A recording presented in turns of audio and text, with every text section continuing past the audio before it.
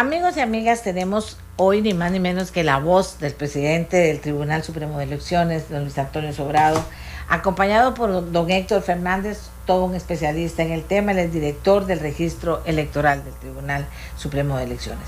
Yo les pedí con mucha antelación que nos apartaran este día para que como cierre puedan conversar con ustedes, nos puedan plantear también qué piensan ellos de este proceso, nos motiven a la parte siguiente del proceso, y si usted tiene alguna duda, qué mejor que ellos para poder contestársela, porque a la final se trata de que todos con fe profunda en el Tribunal Supremo de Elecciones, en su trabajo, en que garanticen que ese voto será secreto y sagrado, digo yo, es que vamos a ir a votar con ilusión el próximo domingo. Así que, don Luis Antonio Sobrado, presidente del Tribunal Supremo de Elecciones, tiene la palabra. Buenos días. Muy buenos días, doña Amelia. Este es mi última comparecencia en las rondas de la semana preelectoral y es muy significativo haberlo dejado para que fuera precisamente en su espacio, en nuestra voz y en la imagen de la radio. Así que es un privilegio estar con usted y acompañado con don Héctor Fernández.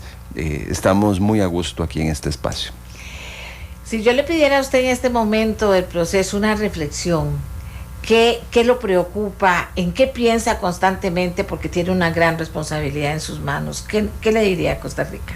Yo diría que lo fundamental es que los costarricenses mantengamos este clima de serenidad en que el país está, ciertamente muy interesados en el proceso electoral y muy deseosos de hacer oír la voz de cada uno a través del voto, pero fundamentalmente es mantener la tranquilidad, la seguridad de que el Tribunal Supremo de Elecciones está para escucharlo y para hacer respetar su sagrada voz, la voz del sufragio, y que se entienda que hay un pequeño ejército de 80,000 costarricenses, que no son solo 1,000 empleados electorales, 900 delegados, 13,000 auxiliares electorales, 45,000 fiscales partidarios y 20 y pico de mil de miembros partidarios en la Junta, que harán de esta la votación más observada y que puede sentirse con la absoluta seguridad de que el tribunal va a traducir las mayorías electorales en gobierno, siguiendo fielmente la decisión de las urnas. Es un tribunal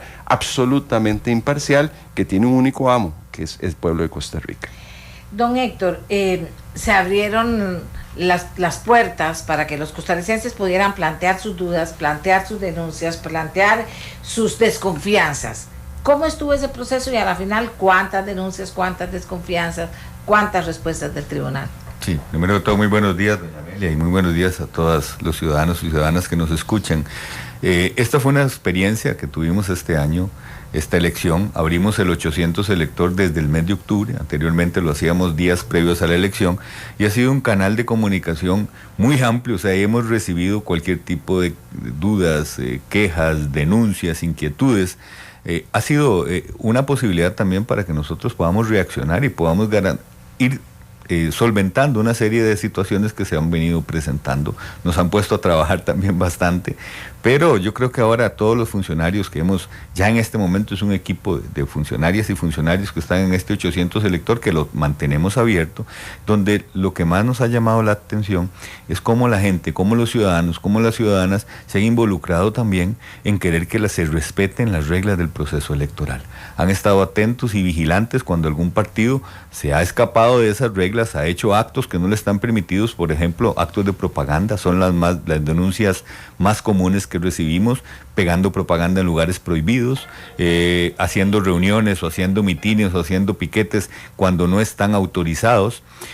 Esto de cuando se quiera de alguna manera influenciar ilegalmente la voluntad del votante, inmediatamente hemos tenido reacciones, no solo de los propios afectados, sino de muchos otros ciudadanos pidiéndonos intervención, pidiéndonos que tomemos acciones para que se respeten las reglas del proceso electoral. O sea, ha sido una ciudadanía muy participativa y muy activa, y creo que ha sido una muy buena experiencia esta línea, que no solo a través del 800 elector, también a través de las redes sociales, también a través de nuestros correos electrónicos, como nunca antes creo que hemos experimentado yo esa vigilancia y ese interés que hemos sentido de toda la gente en que se respete el proceso electoral.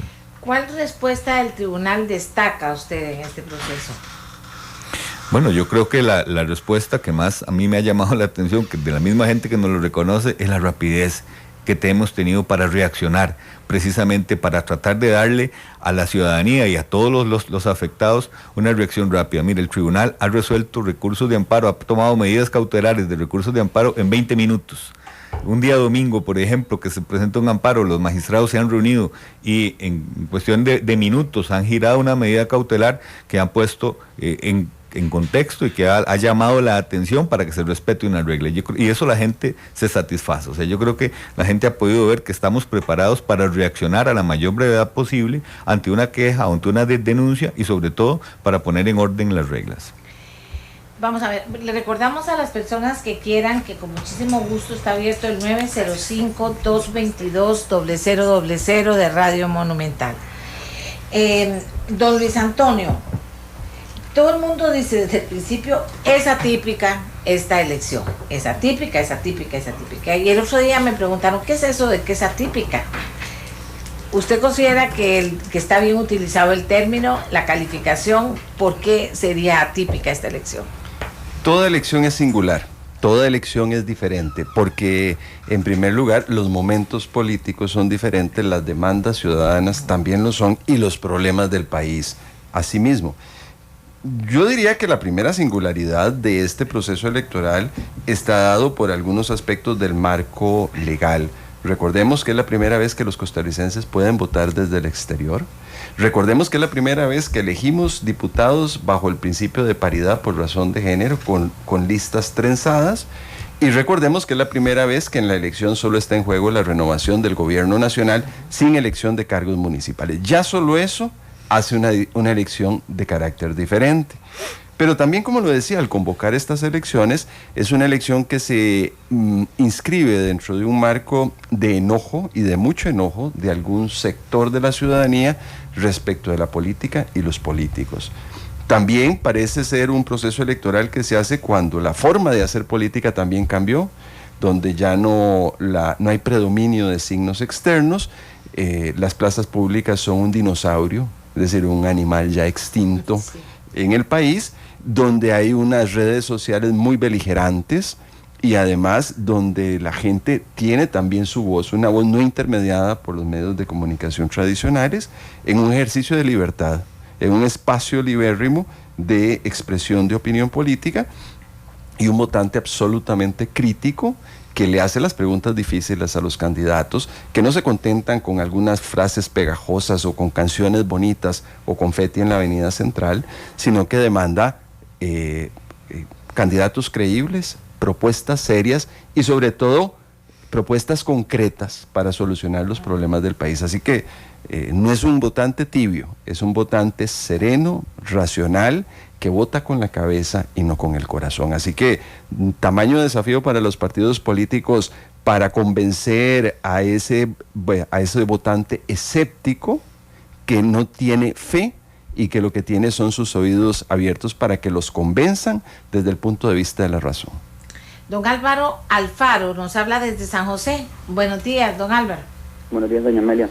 Mi consulta va en función de, viendo en redes sociales los comentarios de ciertos candidatos a diputados, candidatas a vicepresidenta, donde dejan en tela de duda el resultado de las elecciones, es qué herramientas tiene el Tribunal Supremo para aquellos que después de dado el resultado acusen de fraude o acusen de manipulación de las elecciones, si es que tiene herramientas, si se puede acusar por difamación o conocer un poco más hacia el respecto. Gracias. Gracias a usted. Yo diría que la principal herramienta que tiene el tribunal es la madurez democrática del costarricense. Su convicción en que tiene un organismo electoral despartidizado, neutral, que ha sido capaz de desarrollar en 65 años de existencia los procesos electorales emblemáticos donde no se ha adulterado la expresión de la voluntad popular y además por el hecho de que las elecciones las hace la ciudadanía, es la ciudadanía la que está en mesas. Recordemos que en la mesa no solo van a estar representantes partidarios gestionando la mesa, van a estar también fiscales y ahí funciona el control por oposición. El rival político no va a permitir que el otro haga nada irregular. Pero recordemos que va a haber dos funcionarios del Tribunal Supremo de Elecciones, dos auxiliares que van a ayudar al buen desempeño de la mesa, pero van a ser nuestros ojos para que ahí no pase nada. Amén de ello, contamos con 900 delegados para que no haya actividades en vía pública que obstaculicen la libertad electoral de todos. Al final de la votación, cada representante partidario se llevará un resultado de cómo quedó esa mesa, de suerte que el partido puede consolidar los diferentes reportes y asegurarse que la transmisión de datos responde a lo que pasó en las diferentes mesas del país. Mire, es un sistema blindado, es un sistema que no permite lo que desgraciadamente pasaba en este país en el siglo pasado, que es la adulteración de la soberana decisión del pueblo. Eso ya no es posible porque es un proceso librado a la ciudadanía, que la propia ciudadanía es la fiscal de que no pase nada. Seguimos con los ciudadanos. Alexis Fonseca de Acerrí, adelante, señor. Gracias, doña Amelia. Quería consultarle a los señores del tribunal. Yo vivo en el cantón de Acerrí. Ayer anda circulando en Desamparados, Acerrí, Acosta, un periódico con una página completa con la foto de un candidato a presidente y una candidata a diputada aquí por la zona. ¿Es prohibido o eso se vale que ese partido siga haciendo política en el cantón? Andan regalándolo a todo el pueblo. En los buses sale publicidad de Liberación en las pantallas de los buses. Bueno, ellos no andan en bus, pero nosotros los que andamos en bus, para que sepan lo que le está pasando a estos cantones. Sería importante que le pongan atención, porque considero injusto, incorrecto y lo veo de muy mala fe, ver que Liberación sigue haciendo publicidad y no hay control en estos cantones. Muchas gracias. Gracias. Y muchas gracias a don Alexis, porque su pregunta me permite aclarar las reglas de la veda. La veda que empezó el lunes, lo que le prohíbe a los partidos es actividades y reuniones y mitines en sitios públicos. Y a partir del día jueves hay una veda más intensa, donde también tienen los partidos prohibido pautar espacios políticos pagados en la prensa, como también difundir resultados de encuestas y sondeos. No es que la propaganda se acaba, sino que se le baja el volumen, porque cualquier otra expresión de actividad propagandística está permitida. En estos días todos los costarricenses hemos recibido correos electrónicos de las diferentes agrupaciones políticas y eso no está prohibido por la legislación. Igualmente mensajes SMS, en fin, la existencia de vallas con las figuras de los candidatos, todas son esas expresiones propagandísticas que no están prohibidas por la ley. No sé si don Héctor quiere agregar algún otro elemento sobre el tema específico de Acerrí. Sí, sobre el tema no hemos recibido, la denuncia concreta, en este momento estoy tomando nota, para efectivamente la veda está también en medios de comunicación masiva. El volanteo, por ejemplo, no está prohibido. Entonces habrá que determinar si ese periódico podrá tener características de un volante que se está entregando o si es un medio de comunicación ya debidamente establecido, porque si es así, sí podría haber algún problema en eso, ¿verdad? Que es ahí donde veo que deberíamos estudiar un poquito más el punto para tener un ejemplar, a ver qué características tiene y si es un medio de comunicación usual ya establecido o podemos calificarlo como un volante, que en ese caso los candidatos es parte de lo que no entra en la prohibición que mencionaba don Antonio, el poder estar entregando ese tipo de publicidad puerta a puerta, persona a persona. Doña Melissa Calderón, adelante. Sí, buenos días, doña Amelia, y al señor Sobrado y a los representantes del tribunal. Quería hacerles la consulta sobre una publicación que ha estado saliendo en redes sociales acerca del uso de la crayola en las papeletas. Están diciendo que esa crayola se puede borrar y que entonces la población tiene que llevar un lapicero para votar, lo cual me parece que podría anular el voto. Entonces me gustaría saber si pueden aclarar un poquito acerca del proceso de votación para que la población esté un poco más informada y no surjan esas dudas. Gracias. Gracias, Melissa. Gracias también, Melissa, de parte mía, porque me permite insistir una vez más que hay una serie de leyendas urbanas en materia electoral que cobran vida propia, ¿verdad? Siempre tenemos que decir que los votos nulos y en blanco no se le suman a ningún candidato, porque eso está en el inconsciente colectivo y hay que aclararlo. Bueno, este es otro mito. El crayón que estamos utilizando para votar no es una crayola escolar, es un dispositivo específico que funciona y se utiliza en diferentes países de América Latina, no se borra. Es más, le hicimos el reto a los periodistas y agarraron una navajilla y borradores y no pudieron borrarla porque fue adquirida con especificaciones que impiden que se borre. ¿Por qué una crayola? Primero, es más fácil de utilizar y especialmente para personas en situación de discapacidad. Y segundo, permite distinguir muy claramente el instrumento que usa el elector, la crayola, del lapicero que utilizan los miembros de mesa. Más bien viene en protección de la integridad del voto del elector, de suerte de que no se borra. Yo indico que ciertamente si una persona deja de lado la crayola y utiliza un bolígrafo, no por eso se anula su voto. Pero yo le recomendaría que la manera de blindar su sufragio es no ser creativo. Utilice la crayola, márquela en el espacio correspondiente, no ponga leyendas, no pegue fotos, porque cuando nos empezamos a alejar de esas recomendaciones, ponemos en riesgo el sufragio. Y yo creo que nadie quiere que la validez de nuestro voto sea discutido por los miembros de las juntas receptoras de voto. Don Carlos Cortés, de La Uruca, adelante. Gracias, buenos días, doña. Gracias, buenos días, doña Amelia y los señores representantes de el cuarto poder del... No, tenemos mala recepción. Don Carlos, disculpe, pero tenemos mala recepción. Vamos a tratar de mejorarla. Vamos a ver. Dice que las pantallas móviles que andan en la calle y se parquean en lugares pautando anuncios de video, que si eso se puede.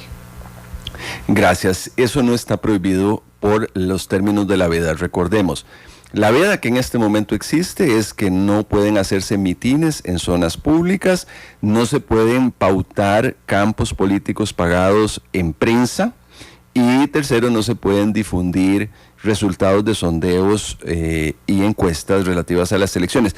Todo lo demás lo pueden hacer los partidos políticos, todo lo demás.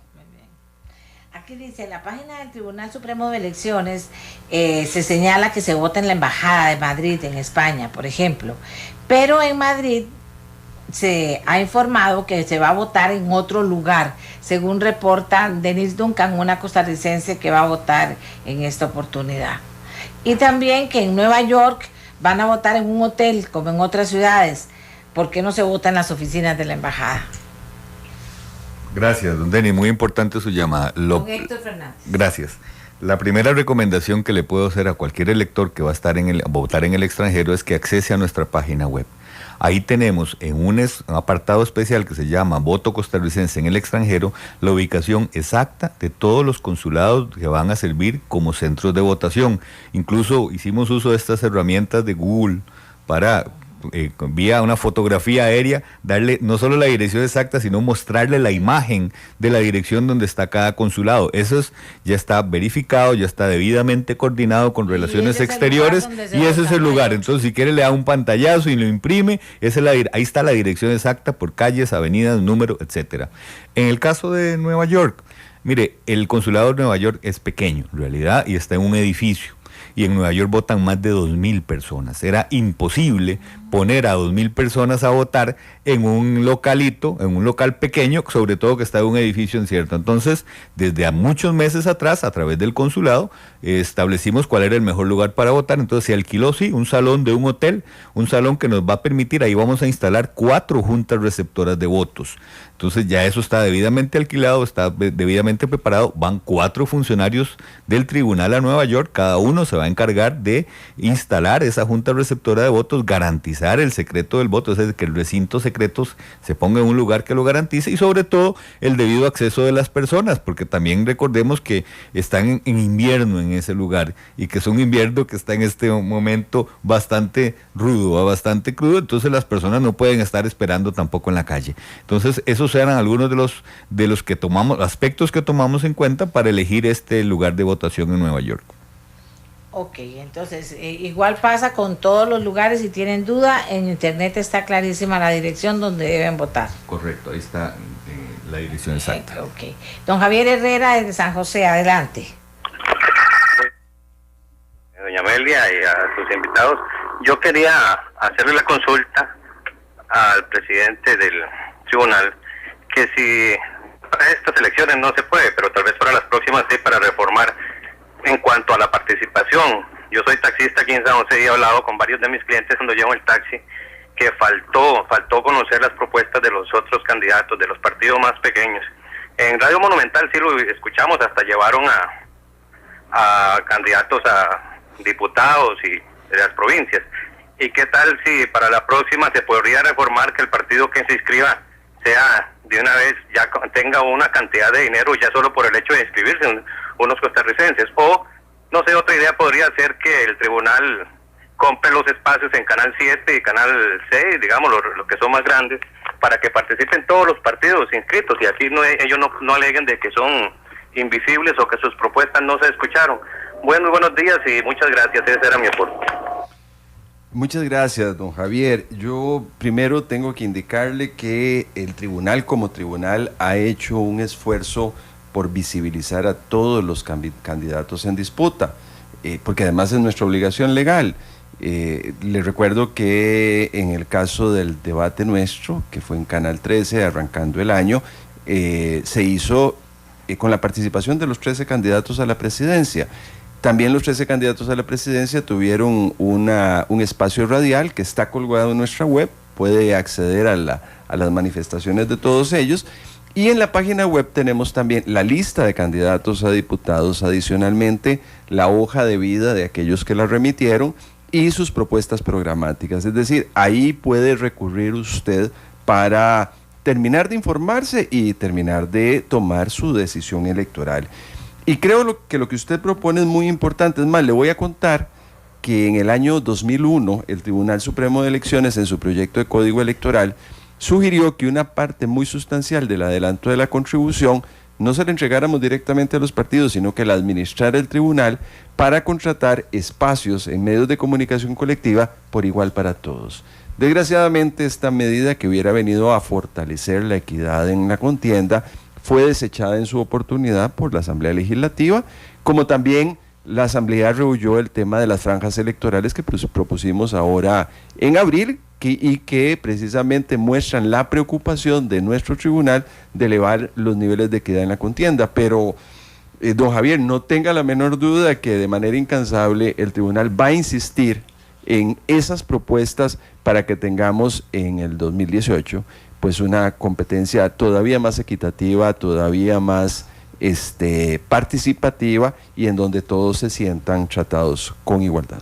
Bien, creo que va a haber que revisar la información, don Héctor, porque Denise Duncan, que es una costarricense que vive en Barcelona, que va a ir a votar a Madrid, llamó al consulado y ahí el consulado le dijeron que no era el lugar donde la página del tribunal decía, que se habían pasado de lugar.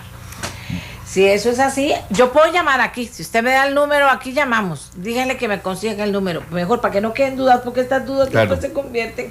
Que llamemos al consulado directamente a ver que nos contesten la inquietud.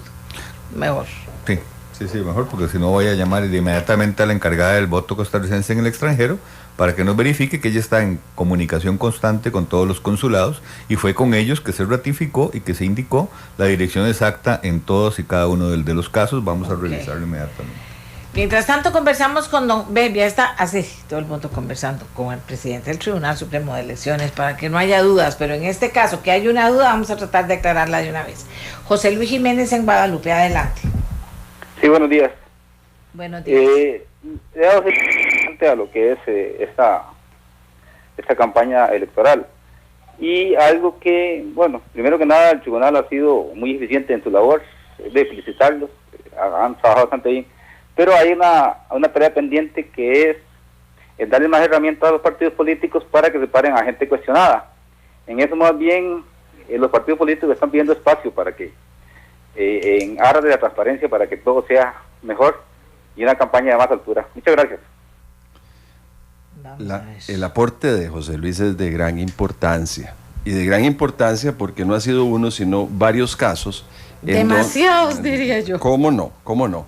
Y yo quiero hacer una reflexión, y es que en el momento en que los partidos desarrollan sus procesos internos de selección de candidatos, es ahí el momento de hacer un juicio político sobre la estatura del candidato, sobre su hoja de vida, sobre su compromiso con los ideales partidarios, sobre la limpieza con la que pueda exhibir su hoja de vida, y ese es el momento donde tenemos que ser muy celosos, y especialmente los miembros del partido, para revisar con detalle esas hojas de vida y para contrastarlas. Y desde luego es de esperar que la prensa también, en ese espacio, en el momento en que se están seleccionando los candidatos, también pueda tener la oportunidad de cuestionar. El problema es que en el momento en que las asambleas partidarias hacen ese juicio político y deciden por determinadas personas, surge un derecho de la persona a ser postulado. Recordemos que lo que hacen los partidos son un ejercicio de postulación de candidaturas. Y una vez que la persona es formalmente propuesta al Tribunal Supremo de Elecciones, ya tiene un derecho adquirido y un derecho al debido proceso si la persona se pretende negarle ese derecho. De suerte tal de que lo que es importante es que de cara al futuro reforcemos ese proceso de control al momento de selección de los candidatos. Doña Mercedes Hernández, desde San José, adelante. Sí, buenos días. Buenos días. Mi pregunta también va dirigida un poco como la del señor que llamó antes, y es con respecto a la proyección de los partidos minoritarios. Yo ahorita en estos últimos días, todos los análisis que han estado haciendo los politólogos, cuando dicen que realmente han sido sumamente provechosos los debates para poder tomar una decisión con respecto al candidato, me parece lamentable que los candidatos de los partidos minoritarios no hayan tenido esa oportunidad, de manera que cuando dicen que ha sido lo más rescatable a la hora de tomar decisión, pues estamos dejando por fuera un grupo muy importante de gente que está dispuesta a hacer cambios por el país y gente que viene con propuestas interesantes. De igual manera, a la hora de tener derecho a financiamiento, pues los bancos se basan en las encuestas. Yo quisiera saber si las encuestas, a mí nunca me han llamado, pero cuando llaman a preguntar, yo no sé si lo que le dicen es por cuál de estos 5 candidatos usted votaría. Yo quisiera saber si ahí aparecen los candidatos minoritarios, porque si a uno no le dan la opción, pues esas personas nunca van a aparecer en las encuestas. Muchas gracias, doña Mercedes. Y sí es una buena pregunta y es una inquietud que yo creo que queda pendiente de este proceso electoral. Sin duda alguna. Mire, cuando un debate es organizado por una entidad privada, y muy en especial cuando es organizado por un medio de comunicación, ese medio de comunicación está protegido no solo por el derecho fundamental a la libre empresa, sino especialmente por la libertad de prensa. Y el Estado no puede imponerle un formato de cómo cubre el proceso electoral, no le puede obligar a determinar quién sienta en estas sillas del programa de doña Amelia, porque un Estado de Derecho eso no se puede hacer. Claro, le insisto, cuando fue el tribunal el que organizó, hizo el debate en Canal 13 con los 13, fue el debate del 13 con los 13. Y la información que proporcionamos en nuestra web contempla a todas las organizaciones partidarias. La solución no está en invadir la libre determinación de la prensa privada de cómo enfrenta y cómo organiza debates, sino a través de facilitar instrumentos para que los partidos puedan tener acceso en condiciones de equidad a medios de comunicación. Les repito, la propuesta nuestra de 2001 era administrar un fondo para que todos pudieran colocar pauta. También hemos sugerido las franjas electorales que funcionan en 15 de 18 países de América Latina y además con mucho éxito. ¿Y los partidos grandes no la aprueban en la Asamblea Legislativa? No, desgraciadamente no ha tenido salvo el caso de un partido y además grande, los demás recibieron no solo con tibieza, sino yo diría con franca hostilidad la propuesta del tribunal. Y a mí me hizo falta que los formadores de opinión, las universidades, en fin, la conciencia lúcida de la sociedad manifestara algo sobre la propuesta del tribunal. Lo hicimos, y yo creo que no solo nosotros aquí, que otros medios, pero donde usted tiene razón, es que eso debería ser un llamado de la sociedad, el mayor número de personas ante los diputados de la Asamblea, porque ahora a la gente no le ha gustado eso de ver que los pequeños es un juego perverso, o sea, no aparecen en las encuestas, por tanto no tienen plata, no les prestan plata, por tanto no pueden salir en los medios, y tienen ellos el derecho y nosotros el derecho de escucharlos a todos también, ¿verdad? Claro, aquí fundamentalmente, y yo lo he dicho, y tal como usted lo apunta, doña Amelia, aquí lo fundamental es el derecho que tiene el elector a conocer todo el menú electoral. Así es. Como cuando vamos a un restaurante, tenemos la posibilidad de revisar toda la oferta. Bueno, también en materia política ese derecho tiene que ser reforzado, y yo lo que lamento es que quienes ahora se quejan, me refiero a los partidos políticos que ahora se quejan, no dijeron nada cuando el tribunal lanzó. Presión muchísimo más fuerte en su momento. Sí, yo estoy también de acuerdo con eso. Pero no descansaremos en tratar de introducir esta discusión en la próxima legislatura, no lo duden. José Martínez, de San Pedro. Muchas gracias.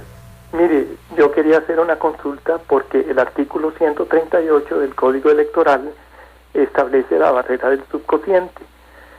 Cuando el número de partidos políticos participantes en alguna de las provincias es mayor a 2 veces el número de plazas más 1, se da la condición necesaria para que ninguno de los partidos políticos alcance la barrera del subcociente. Este caso se da en 5 de las provincias actualmente, que no son San José y Alajuela. ¿Cómo haría el Tribunal Supremo de Elecciones para designar candidatos a diputados si ninguno de los partidos políticos en esas 5 provincias alcanza la barrera del subcociente? El tema de don José, el tema de la barrera electoral y en general de la fórmula electoral mediante el cual los votos se transforman en escaños, es una fórmula que en el derecho comparado se conoce como la fórmula de Hare, y nosotros la conocemos como adjudicación por cociente, restos mayores con barrera subcociente. Y esta fórmula, que es muy complejo explicarla, y además por la radio, nunca nos dejará sin elección. Nunca nos dejará sin posibilidades de adjudicar y de hacerlo en forma proporcional a los votos recibidos. Así que no hay que albergar ese temor. Vamos a hacer una pausa, pero antes quiero preguntarle a don Luis Antonio, aprovechando que la gente está hablando de algunos detalles muy puntuales, finalmente, vamos a ver, si usted pudiera cambiar en las próximas elecciones, por lo menos 3 de todas estas situaciones incómodas de las que se ha hablado en este proceso electoral y de otras, porque hay una lista, ¿por cuáles se inclinaría, don Luis Antonio? Sin duda, si yo fuera la Asamblea Legislativa, lo primero que haría es introduciría las franjas electorales, buscaría también cómo bajar la factura electoral, porque estamos viviendo campañas muy onerosas, y en el solo hecho de bajar el costo del proceso, logramos mayor equidad.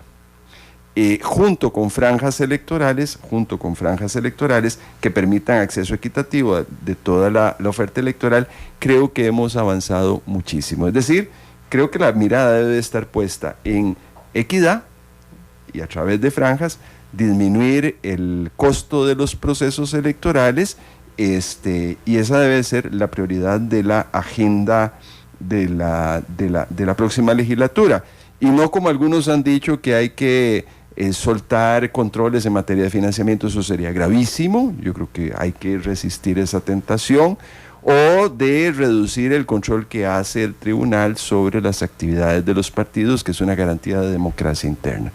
Entonces hay una doble desafío para nosotros: abogar porque no echemos para atrás en materia de financiamiento y de control, y segundo, implementar medidas para bajar el costo de la campaña e incrementar la equidad en la contienda, especialmente a través de las franjas. Y ese tema de los cocientes y los subcocientes, que siempre se arma aquella cosa al final, ¿en eso qué han pensado en que eso podría ser superado de alguna manera? Que quedara más facilito, mejor interpretado. Las fórmulas electorales no son sencillas de entender, es más, la fórmula DONT, que es la más común en Europa, esto es más difícil de comprender. El tema de cifra repartidora se convierte en un tecnicismo de matemáticos. Es más fácil inclusive de comprender la fórmula de Hare, que además de todas las fórmulas proporcionales es la más proporcional de todas, es la que genera un cuerpo de representación donde las minorías políticas también estén representadas. Para mí el problema no va por ahí. El problema, y esa sería la segunda área de reforma, es que la provincia como circunscripción electoral es totalmente disfuncional. Porque las provincias de Costa Rica se hicieron con la lógica del siglo XIX. Entonces usted tiene un absurdo de Punta Arenas que arranca en el puerto y termina en la frontera con Panamá. Heredia y Alajuela también empiezan en esas ciudades y terminan en la frontera con Nicaragua. Y esa mala distribución por provincias genera la subrepresentación de zonas importantísimas del país. Normalmente la zona norte está subrepresentada en la Asamblea Legislativa, como también la zona sur. Normalmente son los líderes de las cabeceras de provincia quienes tienen representación parlamentaria. Además, son provincias muy disímiles en cuanto a población, y esto hace que el subcociente como barrera sea muy limitativo del acceso de las minorías a la representación política, como el caso de provincias como Guanacaste, Punta Arenas, Limón, y en cambio muy fácil de transitar en una provincia grande como San José. Hay que ir hacia distritos electorales más homogéneos en cantidad y que reúnan a poblaciones homogéneas en términos sociales y económicos.